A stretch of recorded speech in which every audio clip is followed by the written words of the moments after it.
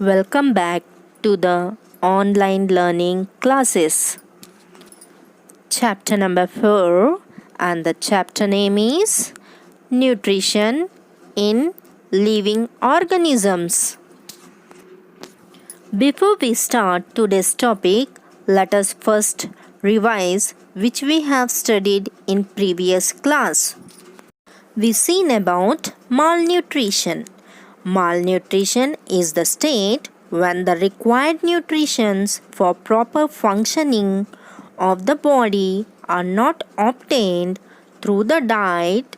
Imbalanced diet or overnutrition can cause malnutrition.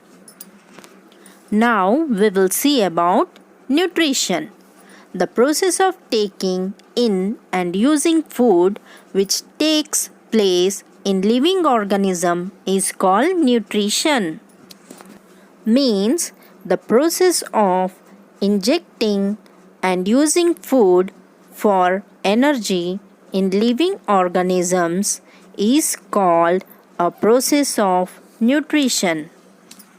Some life processes go on continuously in living organisms.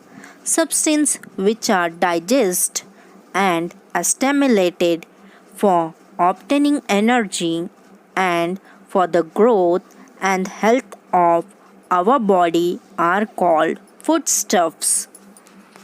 Nutrition can be classified into two types, namely macronutrients and micronutrients.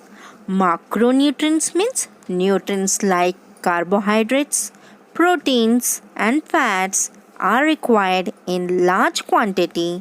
These are called macronutrients.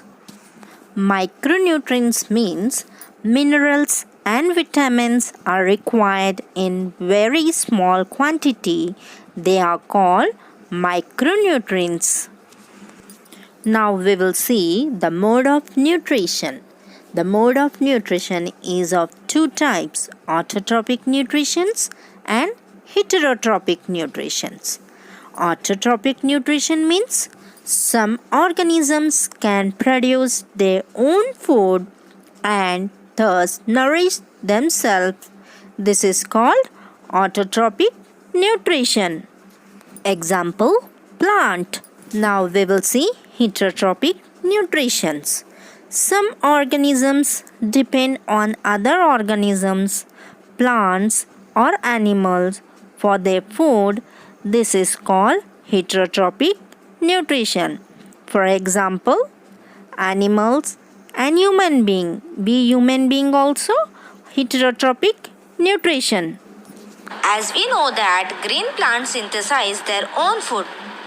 But do you also know how do they prepare their own food? Actually, green plants make their own food by the process of photosynthesis.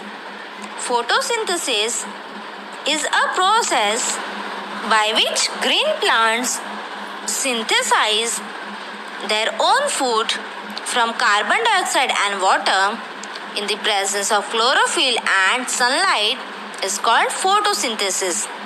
Chlorophyll is a green pigment which gives color to the plant. Now you know that in plants, water, mineral and carbon dioxide are raw materials, means basic requirement for the synthesis of food.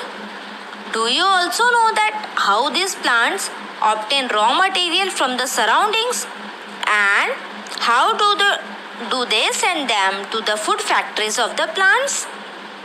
Water and dissolved minerals are absorbed directly from the soil to the roots and directly sent to the leaves by the means of many small vessels present in the stem. These vessels run throughout the roots and stem, branches and leaves. They form a continuous path for the passage of water, mineral to reach the leaves. Like this, carbon dioxide is taken into both the surface through tiny holes, we can say pores of the leaves. Such pores are called stomata.